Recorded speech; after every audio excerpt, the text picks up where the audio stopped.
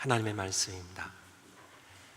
예수께서 나가사 습관을 쫓아 감람산에 가심에 제자들도 쫓았더니 그곳에 이르러 저희에게 이르시되 시험에 들지 않기를 기도하라 하시고 저희를 떠나 돌 던질 만큼 가서 무릎을 꿇고 기도하여 가라사대 아버지여 만일 아버지 뜻이거든 이 잔을 내게서 옮기시옵소서.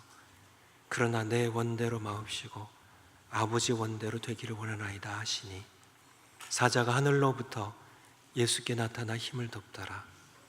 예수께서 힘쓰고 애써 더욱 간절히 기도하시니 담이 땅에 떨어지는 빗방울 같이 되더라.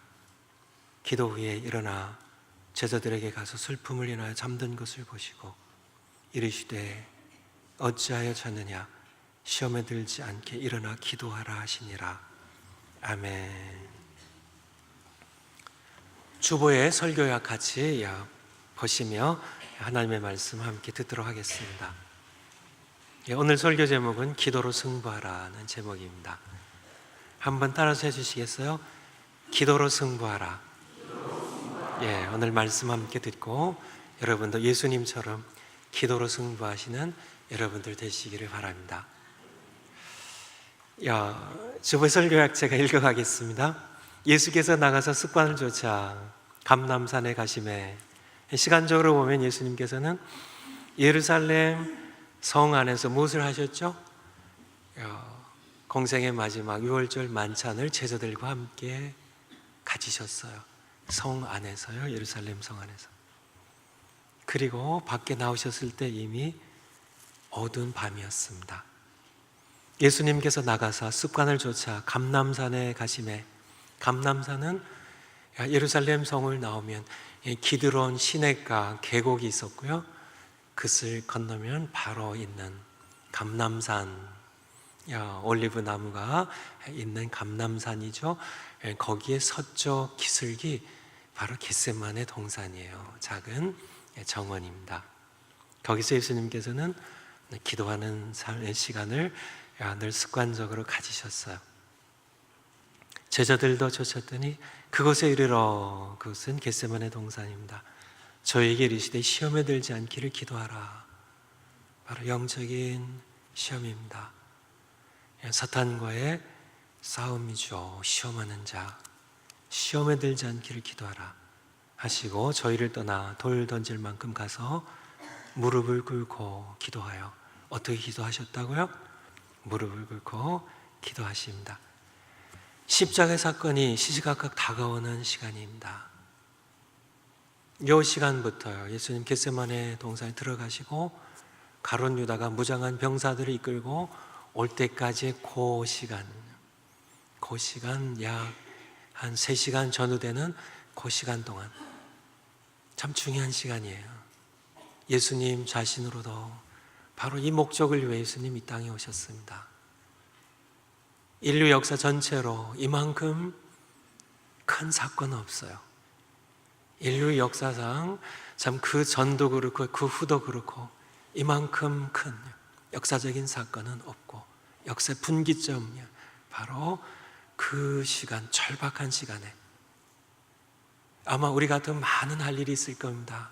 이 시간에 여러 준비들을 해야 되잖아요. 엄청난 사건에 내가 한복판에 서서 이 일을 치루어내야 되기 때문에요. 그래서 준비하는데 얼마나 많은 준비가 필요했을까요?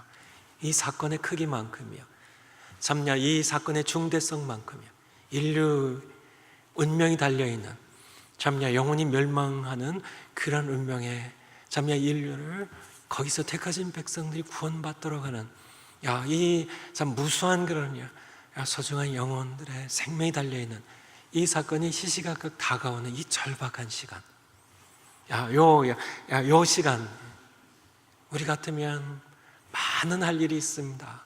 1분 1초가 아쉽죠. 1분 1초가 아쉽죠. 참냐 이 시간은 어떻게 써야 될지, 참냐 우린 몸둘 바를 알지 못하고, 참냐 저들과 함께 회의를 하고 전략을 짜고, 참냐 또 힘을 영향력을 행사할 수 있는 그런 힘 있는 그런 사람들에게 밤에 찾아왔던 니고데모에게 제자 한 사람을 보낸다든지요, 여러 가지 일들을 동향을 참 어떻게 대제사장들이 움직이는지, 참 헤롯 왕이 어떻게 움직이고 빌라도가 어떻게 하는지 그 동정을 파악하기 위해 사람들 보낼 수도 있고요. 만약에 영을 대피해서 참 도피할 수 있는 그런 계획도 짤 수도 있고요. 많은 일들이, 아마 우리가 생활 속 많은 일들이 이 시간에 이루어져야 되는 시간인데 예수님은 아무것도 안 하셨어요. 딱 한 가지 하셨습니다. 그것은 예수님의 선택이었죠. 무엇을 하셨나요? 기도하셨어요. 오늘 우리가 함께 예수님 우리에게 보여주신 몸으로 직접 그의 생애를 보여주신 소중한 교훈입니다. 우리도 절박한 그런 일들 앞에 둘 수 있어요. 당장 우리가 암으로 수술 받을 수도 있고요. 우리에게 죽음이 닥칠 수 있는 일들이 있을 수 있고요. 우리 조국에 큰 문제가 닥쳐올 수도 있고요. 그렇죠? 우리 조국 여러 가지 일들은 우리가 알 수 없는 그런 시간에 우리에게 닥쳐올 수 있습니다. 지금 상황도 영적으로는 심각한 상황이고요. 우리가 시시각각 어떤 그런 절박한 그런 사건이 닥쳐올 때 우리도 예수님처럼 해야 된다는 말씀이에요. 다른 일들, 이리저리 힘 있는 사람들, 그들에게 줄을 닫기 위하여 사람을 보낼 수도 있고 찾아갈 수 있고요. 많은 회의들, 전략들을 짤 수 있지만은 많은 것들 준비하고 대비책을 행동으로 옮길 수 있지만은 사실은 그러한 모든 것들은 기도하지 않고서는 아무 의미가 없다는 얘기입니다. 예수님은 그 모든 시간을 기도하는데 다 사용하셨습니다. 두 번째, 가라사대 아버지여, 만일 아버지의 뜻이거든 이 잔을 내게서 옮기시옵소서. 그러나 내 원대로 마옵시고 아버지 원대로 되길 원하나이다 하시니 사자가 천사가 하늘로부터 하나님 아버지 보내심을 받고 예수께 나타나 힘을 돕더라. 예수께서 힘쓰고 애써 더욱 간절히 기도하시니 담이 땅에 떨어지는 빗방울 같이 되더라. 예수님께서는 겟세마네 동산에서 힘을 쓰셨습니다. 기도하는데요. 애를 쓰셨어요. 더욱 간절히 기도하셨습니다. 땀이 비어도 됐습니다. 근데 그 땀방울이 빗방울이 되더라고요. 이러한 기도를 여러분들이 해보신 적이 있으신지 모르겠습니다. 절체절명의 위기 가운데 절박한 시간에 예수님의 기도하신 모습입니다. 겟세마네 동산에서 예수님의 기도하신 모습, 온 힘을 다 쓰셨습니다. 힘을 쓰시고요, 애를 쓰셨어요. 간절히 기도하셨습니다. 근데 더욱이라는 말을 표현하고 있어요. 더욱 간절히 땀을 쏟으셨어요.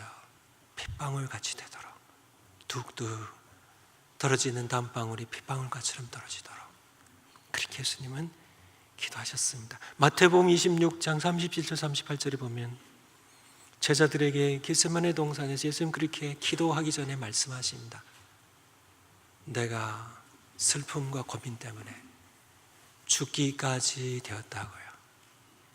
예수님은 죽음에 이를 만큼 슬픔과 고민, 아픔, 예수님의 마음은 그런 가운데 히브리서의 말씀에 의하면 애통함으로 하나님께 기도했다고요. 울며 눈물로 하나님께 기도하는, 힘을 쓰시고 애쓰시는 예수님의 모습 우리가 볼 수 있습니다.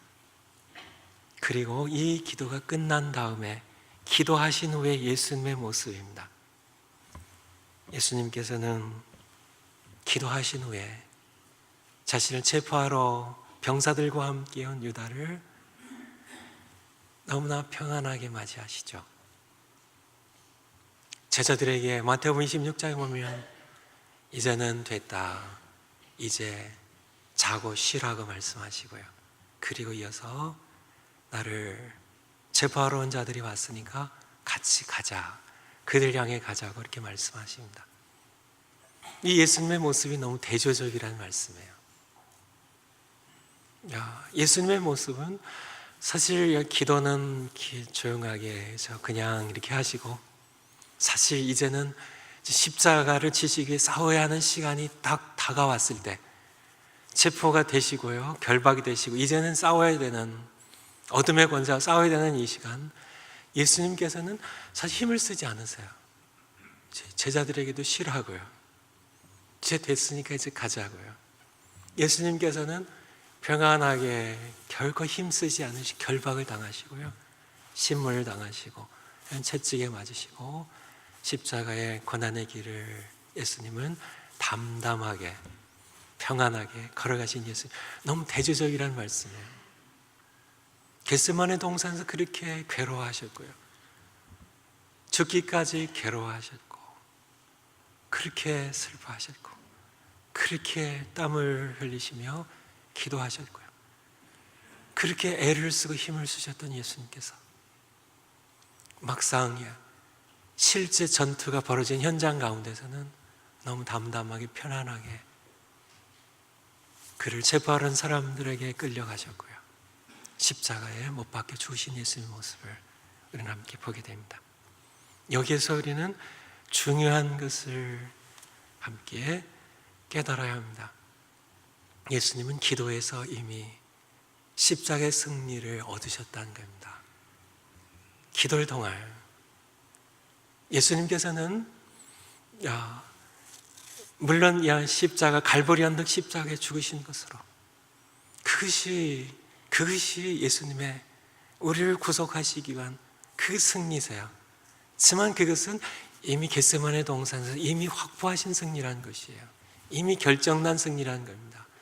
이미 예수님께서 힘쓰시고 애쓰시며 기도하심으로 이미 얻으신 승리라는 겁니다. 그것을 이제는 거두러 가셨을 뿐이죠. 바로 예수님 우리에게 보여주시는 기도의 승부의 모습을 우리 함께 보는 내용입니다. 세상 모든 문제 배우는 영적이라는 말씀, 그러므로 기도로 승부해야 된다는 그런 말씀입니다. 세상은 우리가 성경을 통하여 알다시피 보이는 세계와 보이지 않는 세계가 있습니다. 고린도후서 4장 끝부분에 보면 보이는 세계는 사실은 잠깐이고요, 보이지 않는 세계에서 하나님께로부터 온 것이고요, 그의 창조물 피조물이죠. 보이는 세계는 잠깐이고 보이지 않는 세계는 영원하다고 우리에게 말씀해 주고 계세요. 우리가 우리의 눈을 둬야 할 것은 보이는 세계에도 둬야 되겠지만 우리는 보이지 않는 세계, 영적인 세계에 더 많이 두어야 됨을 우리에게 말씀해 주고 계세요. 근데 이 두 세계는 단절되어 있지 않습니다. 보이는 세계는 딱 단절되어 있고요, 보이지 않는 세계는 따로 있는 그런 것이 아니라 사실은 연결되어 있는 겁니다. 예수님을 체포하러 온 그런 사람들, 참 대제사장과 빌라도, 로마의 군병들, 이런 모든 사람들, 그들은 아마 눈에 보이는 세계에만 눈을 뒀을 겁니다. 하지만 예수님 그렇지 않으셨죠. 예수님께서는 체포되시며 53절에 보면 내가 날마다 너희와 함께 성전에 있을 때 내게 손을 대지 아니하였도다. 그러나 이제는 너희 때요 어둠의 권세로다 하시면서 결박을 당하셨습니다. 어둠의 권세. 빌라도와 함께 대화하시면서 내 나라는 이 세상에 속한 것이 아니라고 말씀하십니다. 만약에 내 나라가 이 세상에 눈에 보이는 세계에 속한 것이었다면 나의 종들이 내가 체포되지 않도록 나를 위해 싸웠을 것이라고요. 하지만 예수님의 싸움의 대상은 빌라도가 아니었습니다. 로마의 군대, 참 칼과 창으로 무장한 그런 사람들이 아니었어요. 바리새인들이 아니었습니다. 사람이 아니었죠. 내 나라는 바로 눈에 보이지 않는 하나님의 나라, 바로 그 통치는 사실은 눈에 보이는 세계와 연결되어 있는, 예수님께서 기도로 눈에 보이지 않는 영적인 삶에 승리했을 때 사실은 연결된 눈에 보이는 세계에서 십자가, 눈에 보이는 싸움에서 예수님은 승리하시고 부활로 눈에 보이는 세계 가운데에서도 동시에 우리에게 승리의 모습을 보여주신 것임을, 그러므로 우리는 기도로 승부해야 됨을, 기도로 승부하는, 보이지 않는 영의 세계에서 우리가 승리할 때 우리가 보이는 세계에서도 승리하게 됨을 우리가 알아야 될 것입니다. 설교를 맺기 전에 몇 가지 예를 들어서 다시 설명을 드리기로 하고요, 세 번째 단락으로 넘어가겠습니다. 기도 후에 일어나 제자들에게 가서 슬픔을 인하여 잠든 것을 보시고 이르시되 어찌하여 자느냐, 시험에 들지 않게 일어나 기도하라 하시니. 제자들은 그들은 패배했습니다. 다 아시죠? 전부 예수님을 버리고 도망쳤습니다. 참 두려움 가운데 그들은 떨었어요. 22장 62절에 보면 베드로가 예수님을 3번 부인한 다음에 62절에 보면 나가서 어떻게 했다고요? 심히 통곡하니라. 다 큰 어른이요, 저 엉엉이 소리를 내어 눈물과 함께 우는 모습을 생각해 보세요. 전 그가 완전히 무너져 버린 겁니다. 심히 통곡하는, 엉엉 우는 그런, 참 패배를 자인할 수밖에 없는, 절망 가운데 빠져서 패배한 베드로의 모습이고 다른 제자들도 동일한 그런 참 패배감 가운데 있었겠죠. 그들은 실제 예수님이 체포되는 그런 현장 가운데, 그리고 십자가를 지신 그 참 싸움의 현장에서 그들이 패배한 건가요? 아니면 그 이전에 기도의 자리에서 패배한 건가요? 그들은 기도의 자리에서 패배한 겁니다. 예수님 말씀하시죠. 이르시되 어찌하여 자느냐, 시험에 들지 않게 일어나 기도하라 말씀하셨죠. 시험하는 자라는 이름을 가진 존재가 누군가요? 마귀 사탄입니다. 그의 이름이 시험하는 자예요. 시험에 들게 하지 마옵시며 주기도문 기도하시죠. 영적인 싸움에 관한 말씀입니다. 다만 악에서 구하옵소서 하는 말씀, 영적인 싸움에 관한 말씀입니다. 참 시험에 들지 않도록 기도하라고 하셨는데요, 이들은 잠들었어요. 여기서 그들은 패배한 겁니다. 기도하는 시간에 제자들은 패배했고요, 그 결과로 패배를 나중에 확인했을 뿐이에요. 그래서 그들은 통곡할 수밖에 없었음을 우리는 성경을 통해 볼 수 있게 됩니다. 우리는 어떠한지요? 여러분 한 분 한 분 여러분 자신에게 한번 물어보시 바라요. 나는 승리 경험이 있는지요? 지난주에 다윗과 골리앗의 싸움을 통하여 승리를 경험해 봐야 된다고, 작은 승리라도요. 여러분들이 승리를 경험해 보신 적이 있으신지요? 아마 있으시겠죠. 그 승리를 여러분들이 어떻게 경험하고 계신지요? 아니면 여러분 가운데 참 늘 영적인 전쟁에서는 패배하고 있으시지 않으신지요? 왜 패배한다고 생각하세요? 그것은 기도에서 지고 있기 때문에 그래요. 기도에서 지는 겁니다.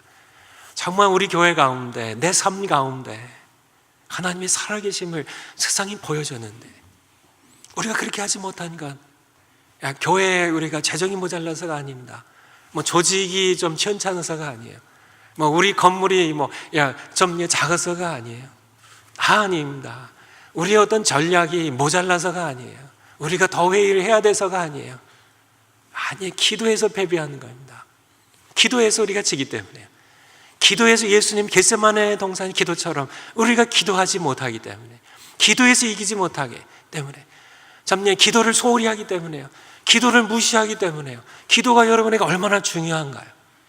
기도가 정말 여러분들 예수님의 겟세마네 동산에서 예수님께서 기도를 이렇게 하셨던 것처럼 그렇게 기도를 소중히 여기시고 계신지요?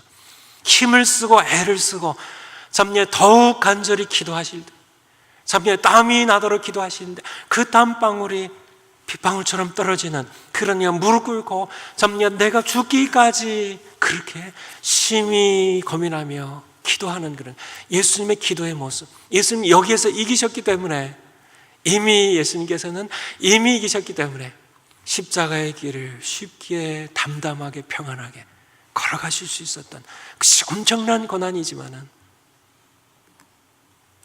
우리가 기도에서 우리가 패배한다면 우리 또한 눈에 보이는 현실 세계 가운데 우리는 승리할 수 없음을 우리는 분명히 알아야 할 것입니다.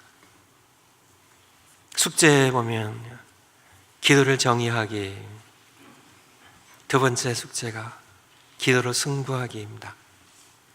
출애굽기 17장에 보면 8절부터 16절까지 보면 이스라엘 백성들이 출애굽한 후에 첫 전쟁입니다.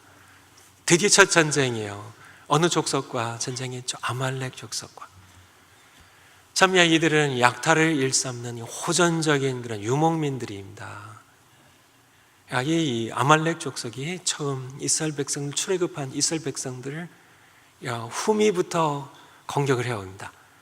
상당히 비겁한 그런 야비한 족속이죠. 그래서는 르비딤 평지에서 전투가 벌어져요. 눈에 보이는 세계에서의 현실 세계 전투입니다. 여호수아가 젊은 병사들 이끌고 칼과 창으로 함께 싸우는 전쟁은 바로 르비딤 평지에서 이루어집니다. 하지만 이 전쟁만이 다가 아니었어요. 모세가 아론과 훌을 대동하고 산 위로 올라갑니다. 그가 손을 들었어요. 하나님께 참 전쟁에서 이기도록 하나님께 도움을 구하는 기도의 모습이죠. 이 전쟁, 승리의 영적인 전쟁입니다. 이 두 전쟁의 모습을 우리는 볼 수 있게 되죠. 어떻게 결국 이스라엘 백성이 이기는데요. 어디에서 승패가 결정됐다고 보세요. 성경에 나와 있죠. 여호사와 함께한 병사들의 칼로 이긴 전쟁이 아니었어요. 그래서 어떻게 알 수 있나요? 성경에 보면 모세의 손이 올라가면 모세가 기도를 피곤하지 않고 계속하면 이스라엘 백성의 군대가 이기고요. 손이 내려오면 아말렉 족속이 이겼음을 성경은 우리에게 증거해주고 계시고요. 그것입니다.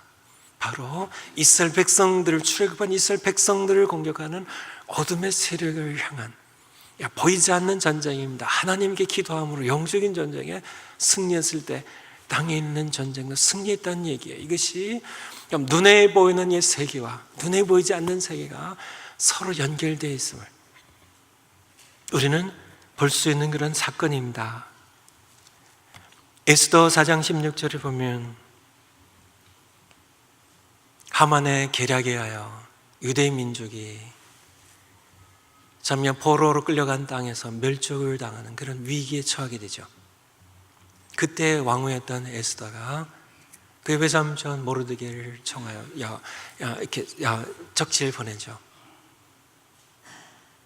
유대 백성들에게 통지를 보내서 사흘 동안 밤낮으로 먹지도 말고 마시지 마시라고요. 금식 기도하라고요. 왜 그렇게 했을까요? 하만과 그와 함께하는 그런 세력과 싸우기 위하여. 사실은 유대 민족들이 서로 모여서 어떻게 싸울지, 어떻게 전략을 꾸미고, 어떻게 편대를 꾸미고, 어떻게 싸울지에 대하여 이렇게 해야 됐었는데 그렇게 하지 않았다는 것이에요. 에스더는 분명하게 이 전쟁은 영적인 전쟁에서 승패가 갈린다는 사실을 그는 알았고 기도로서 승패를 결정한 그런 에스더의 모습을 볼 수가 있습니다. 사도행전 1장 13절 14절에 보면 예수님은 그렇게 하늘로 횡하니 승천해 아버지께 돌아가셨어요. 남아있는 11 사도들과 여자들도 함께 모인 예수님의 육신의 동생들 120명입니다. 그들은 이제는 참 예수님도 없이요, 몸으로는 없이 참 그들이 이제 참 처음 교회죠. 그 모습으로요.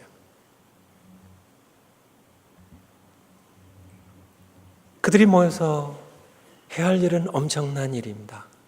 십자가의 복음을 증거하고 땅끝까지 복음을 증거하는 예수님의 사명이 주어진 교회. 그들의 무게가 어깨에 엄청난 그런 인류 역사를 지고 가야 하는 그런. 하지만 그들은 아무 힘이 없는. 그들은 권세도 권력도 없었고요. 그들은 돈도 없었고요. 건물도 없었고요. 지위도 없었고요. 아무것도 없는 그런 그들. 얼마나 할 일이 많았을까요?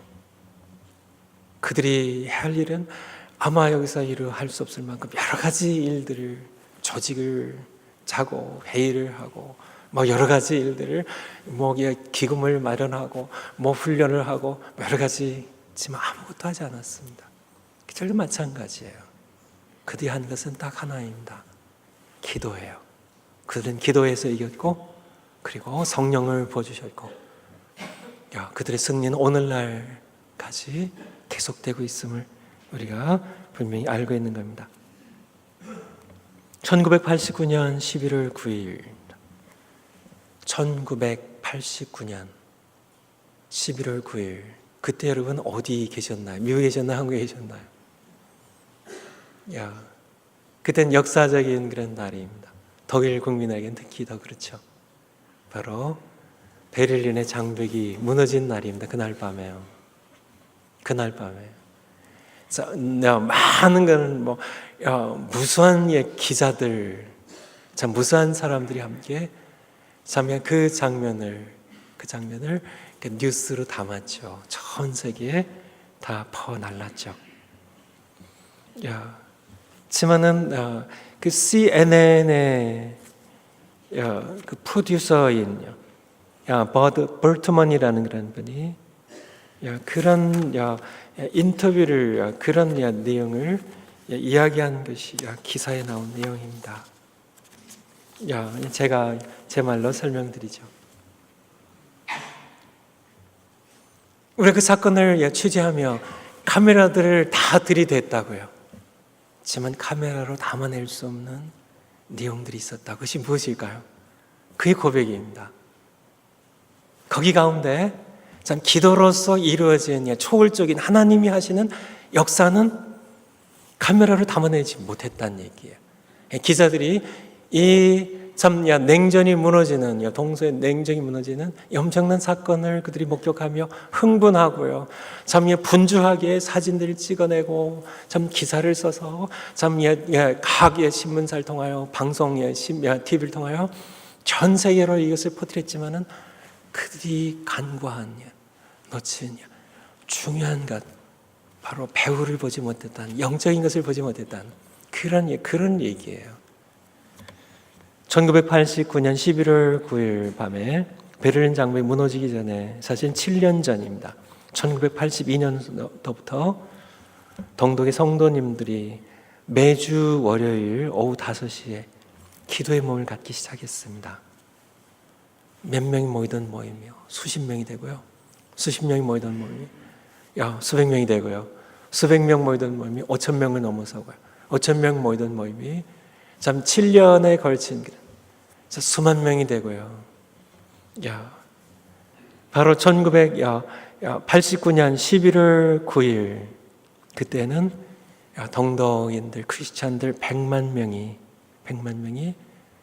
함께 모여서 동베를린 거기에서 모여서 함께 장벽을 향하여 함께 행진해 갔다고요. 함께 그들은 기도했고요. 기도한 다음에 행진한 겁니다. 그 당시에共産당 서기였던 에리 호네크는 모든 경찰과 군대 발포 명령을 내렸습니다. 사살하라는요. 하지만은 아무도 모른다 그래요. 왜 군대와 군인들과 경찰이 왜 발포를 안 했는지요.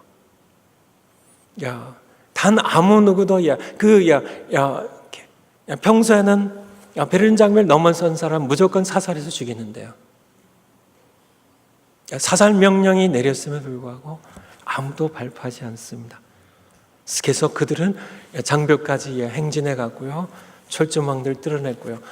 그 장벽들을 허물어내는 그 이후에 9개의 나라에서 소련 연방, 소련까지 다 함께 평화적으로 거의 평화적으로 모든 그런 서구 동구 모든 블락이 해체되고 그새 하나님의 교회들이 다시금 자유롭게 하나님을 예배하는 그러한 땅들로 모두 변하게 됩니다. 바로 그것입니다. 기도해서 승부를 한 겁니다. 기도해서요. 그날 행진해서 이루어진 것이 아니에요. 그날 행진하는데 참 군대가 그냥 발포를 하지 않은 것, 참 발표하고 거기에서 이루어진 게 아니고요. 그 전에 이미 기도로서 승부는 결정되었다는 얘기입니다. 그리고 그날 승리를 쟁취한 것이죠. 우리 조국을 향해서도 같은 생각이 됩니다. 우리 조국도 마찬가지로 통일이 되어야 되는 그런 우리 조국이에요. 유전선이 어떻게 무너질 수 있을지요. 참 그것이 어떻게 이루어지건요. 참 눈에 보이는 현상 세계 속의 그 싸움은 사실은요, 우리의 기도의 자리에서 이루어진다는 승부가 결정된다는 그 사실, 우리가 기도에 대해서 우리가 그만큼 확신하지 아니한다면 어떤 핍박을요, 7년 동안의 동덕인들 크리스찬들이 당했던 핍박은 이루 말할 수가 없습니다. 목사님들 마찬가지고요. 참 협박을 당했고요. 참 체포당해서 고문을 당하고 죽임을 당하기도 하고요. 참 함께 크리스찬들이 이날이기까지 함께 당했던, 그렇지만 그들은 기도에 굴하지 않았던, 예수님께서 겟세마네 동산에서 그렇게 기도하셨던 것처럼 이들은 기도하기를 포기하지 않았다는 것입니다. 기도에서 이미 승부가 이미 결정되었을 때 하나님께서는 그 승리를 그들에게 주셨다는 것이고요. 우리도 마찬가지예요. 우리도 기도로 승부를 하는, 우리 족을 봐요. 여러분의 개인적으로 마찬가지고 우리 교회도 마찬가지고 여러분의 목장도 마찬가지입니다. 기도에서 승부는 판가름이 나는 겁니다. 눈에 보이는 세계 그 싸움만이 다가 아니에요. 사실은 그것은 참 영적인 전쟁의 그림자에 불과하다고 할 수 있는 겁니다. 영적인 전쟁에서 승리하면요, 자녀가 탈선하나요? 돌아오지 않나요? 참 죄악 가운데 뒹굴고 있나요? 영적인 싸움으로 기도해서 승부하면 그 자녀는 돌아오게 됩니다. 돌아오게 돼요. 세상에서 싸움 그것이 다가 아니라는 얘기예요. 자녀를 유혹하는 세상의 그런 눈에 보이는 세계 유혹이 다가 아니라는 얘기입니다. 배우는 영적인 것이 있기 때문이라는 얘기예요. 교회도 마찬가지입니다. 우리 삶도 마찬가지예요. 여러분들 여러 가지 환난을 당하고 계시나요? 그것이 눈에 보이는 세계가 다가 아니라는 얘기입니다. 우리가 세상 사람이라면, 하나님 모르는 사람이라면 눈에 보이는 세계가 전부인 줄 알고 살아가지만은, 그렇지만은 우리는 알잖아요. 바로요. 눈에 보이지 않는 세계, 어둠의 세력의 정체로 우리는 알고 있잖아요. 그것이 보이지 않는 세계, 보이는 세계가 함께 연결되어 있으면 그것이 분리되어 있는 그런 것이 아니라는 것을, 그러므로 우리는 기도로 승리한다면, 기도에 있어서 승리한다면 우리는 눈에 보이는 세계 가운데 승리할 수 있음을 바로 우리에게 주시는 오늘 말씀의 교훈입니다. 함께 기도하시겠습니다.